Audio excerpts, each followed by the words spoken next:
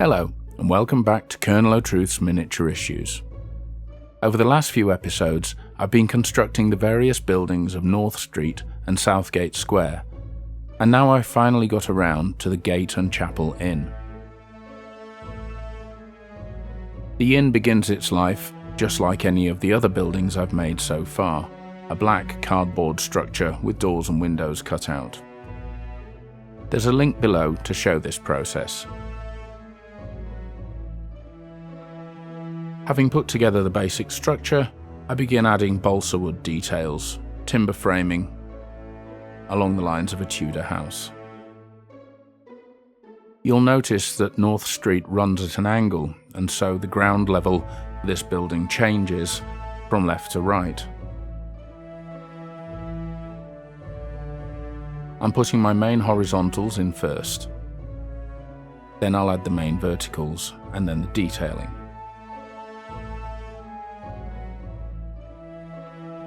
Plenty of PVA glue, it'll all disappear in the painting process, so there's no reason to be delicate.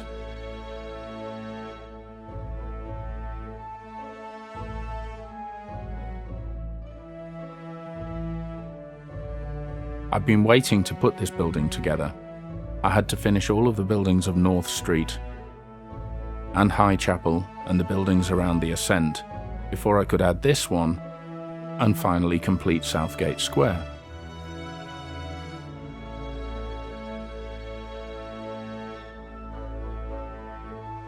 Here it is shown in place underneath High Chapel, just near to the aqueduct. There's plenty of timber framing here now. All the verticals are in place.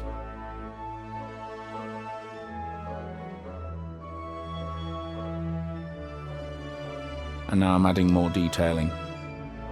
Window frames and other structural supports.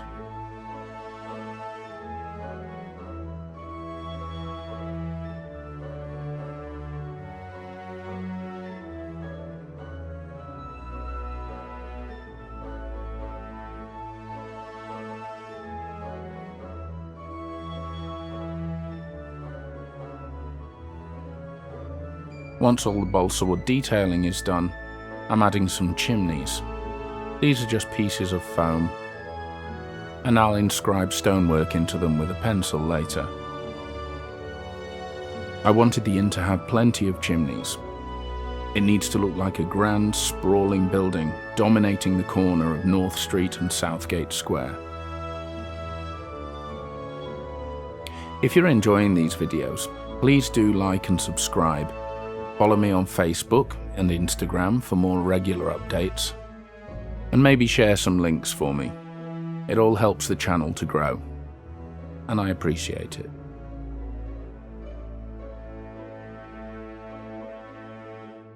The diagonal roof supports you can see are cut from matchsticks. And now that all of the detailing's done, I'm giving the whole model a light grey undercoat.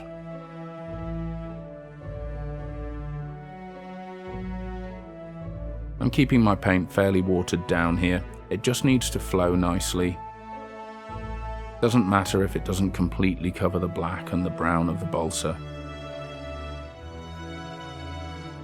Nothing about Undercrag is particularly uniform anyway, so subtle differences in paint colour are quite nice.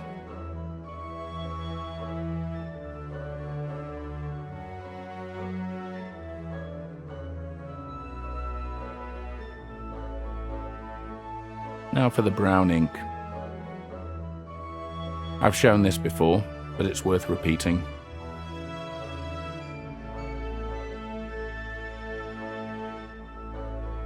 Everywhere that I've painted grey now goes brown. And once again you can see this is not a uniform finish.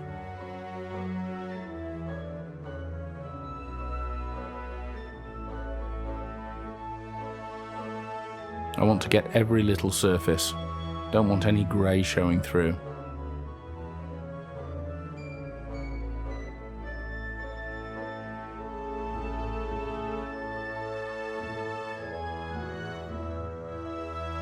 When the brown ink is dry brush with a very pale yellow everywhere. follow that with white. I'm really focusing on getting plenty inside the panels. This inevitably gets a lot onto the woodwork, which is fine. The end result looks good.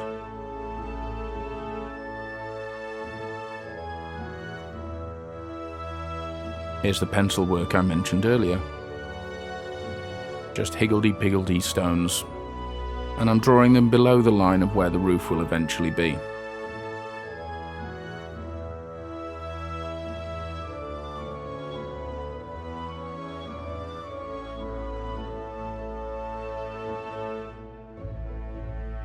Now, I've decided that this building shouldn't be pale white like the others. I'm painting all of the panels yellow. This is just yellow ink, semi-translucent. I've put links to the colours I use down below.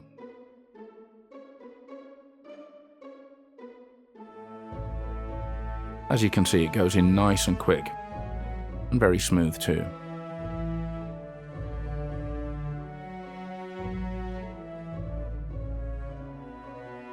Once again, I'm not looking for uniformity. If it looks patchy, that's good. Undercrag, as I've mentioned before, is old and worn. Buildings need to reflect this. Dark grey undercoat for the chimneys.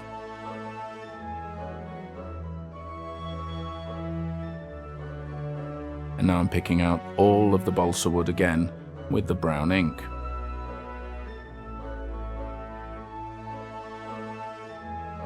This is the most time-consuming part. I need to cover not just the faces of the timbers, but into the edges as well.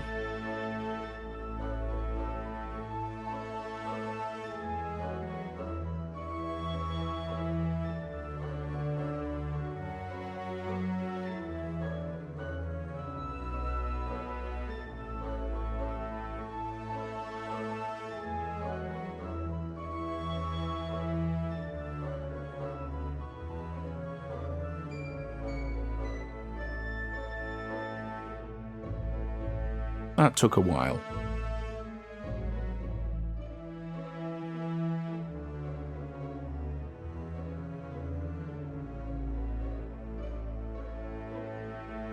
Now for the windows.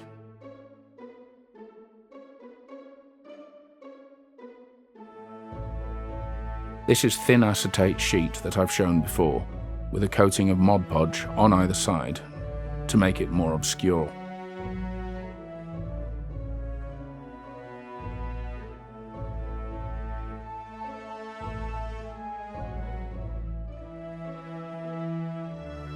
I've decided that the large feature windows at the front of the building are going to be leaded. So I'm planning their outlines on the sheet with a Sharpie. This I'm doing fairly precisely,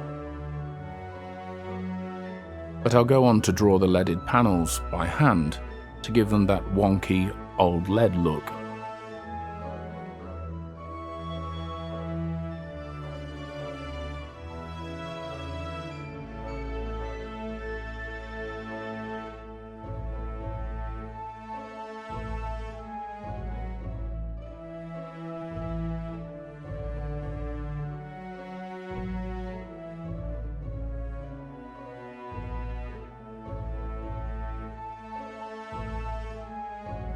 And then cut them out with a very sharp knife.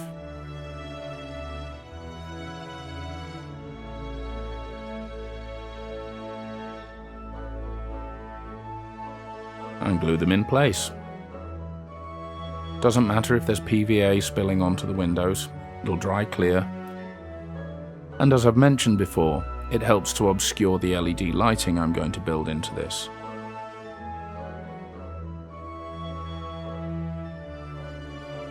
This was quite fiddly, as you can see. It took a while.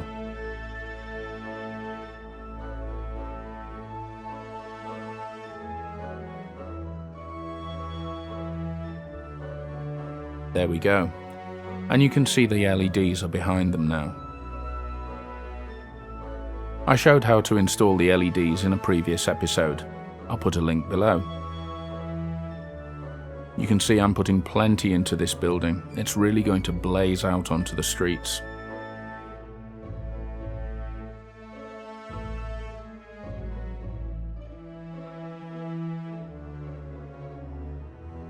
With the LEDs in place, I can start construction of the roof.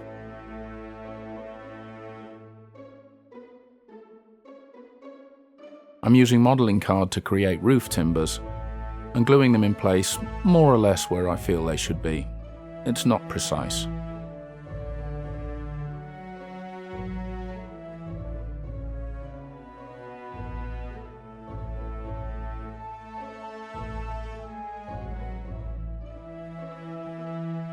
A shopping list from my sketchbook, about to become roofs.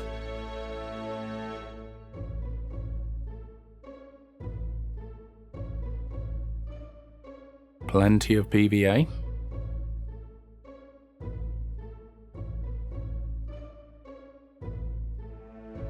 And the thick paper goes on.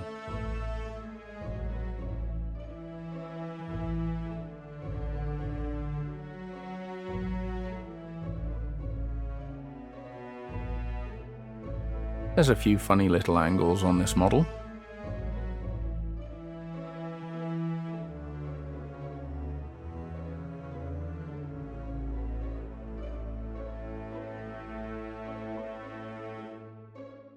And then daub it with black ink.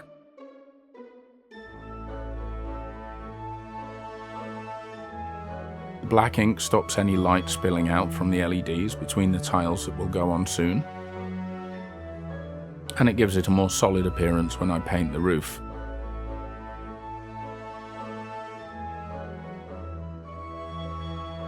The paper will now sag onto the roof beams.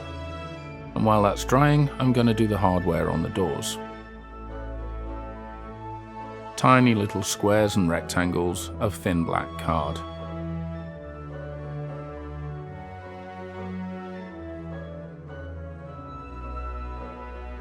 It may look like I'm applying a lot of PVA, but it shrinks. It won't be a problem when it's dried. And now the roof tiles.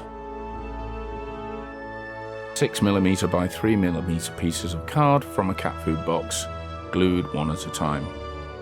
I've shown this process before, I'll put a link below.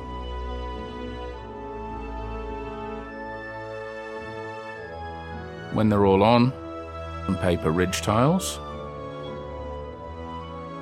And you can see I've added small pieces of plastic tube for chimney pots.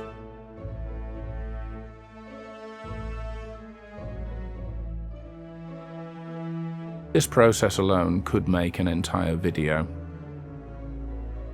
You're looking at 3 hours of work just to do the roof tiles. Same grey undercoat as before, same brown ink as before.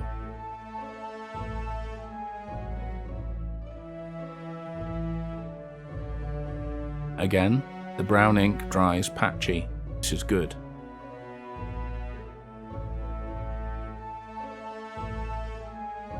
And the same for the chimney pots.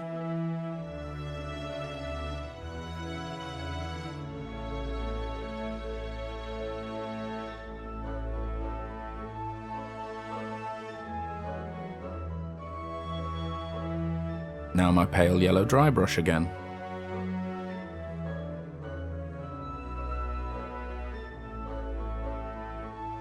And white.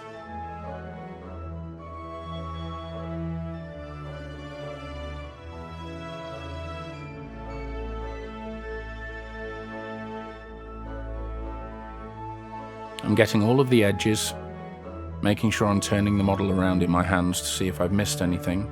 But again, I'm not looking for a uniform finish. This is very quick and somewhat slapdash. When that's dry, on with the rust ink.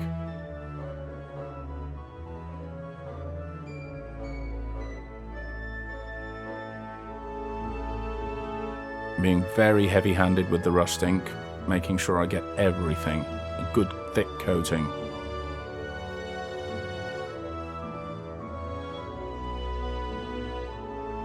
Including the terracotta chimney pots.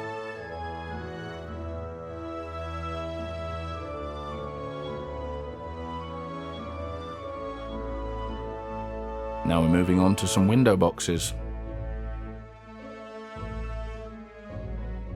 These are very small pieces of basswood, not balsa. I can get a sharper edge and a cleaner cut.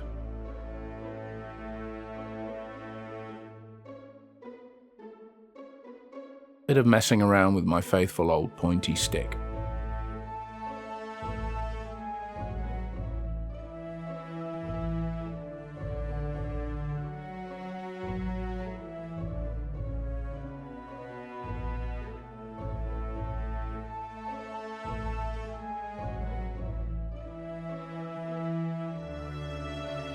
Now I'm highlighting the chimneys. Just light grey and white over the dark grey.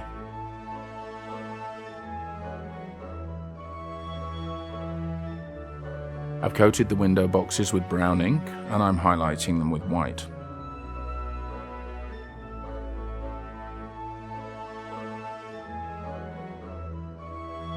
A black wash over the chimneys. This is a very thin black wash, 1 part black, 16 parts water.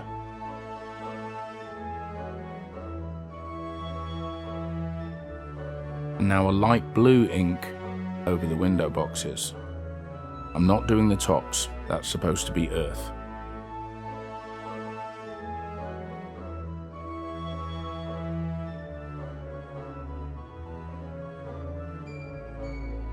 And here's some flock.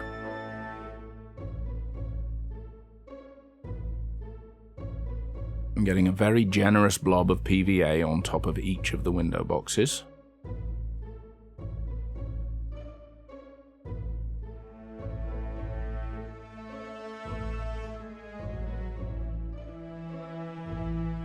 And sprinkling the flock on top.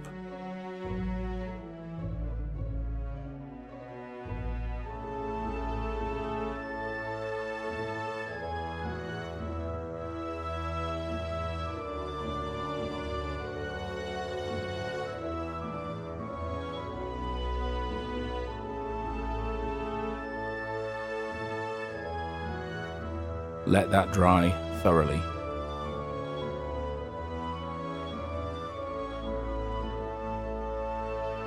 Once it's dry, very small paintbrush and tiny dabs of yellow paint.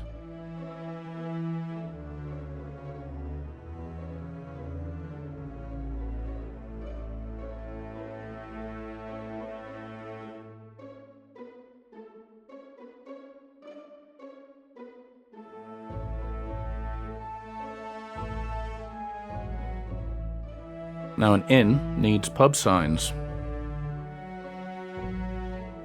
I've come up with a rough sketch of what I want it to look like.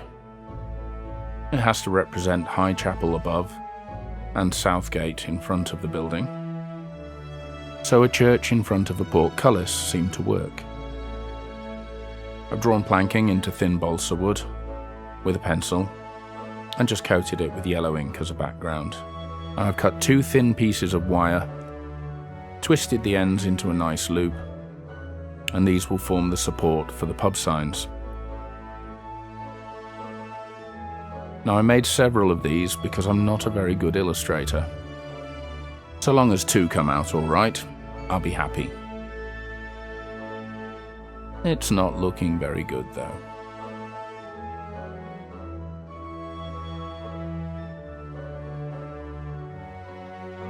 I finally settled on 2 that were okay, and started painting them in.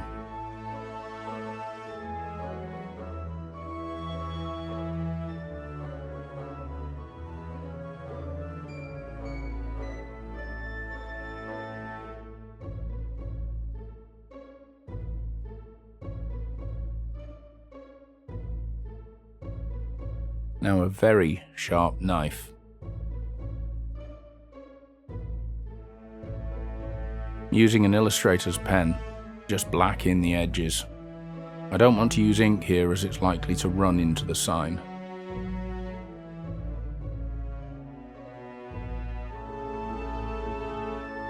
And I'm applying super glue to the metal supports.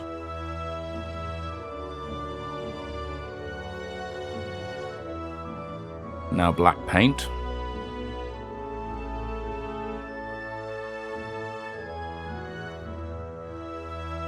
I've made these wire supports much longer than they need to be so I can poke them into the building.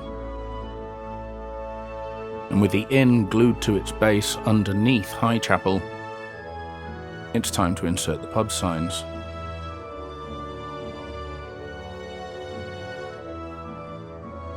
This whole piece had to be completed as one piece before it could be installed into the city. I'll show that in the next episode. That's looking pretty atmospheric. Very happy with it. I hope you like it too.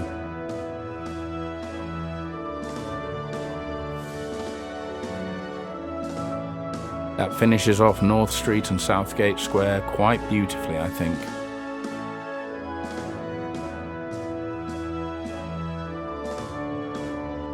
I hope you've enjoyed this video.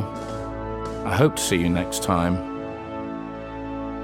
Bye for now.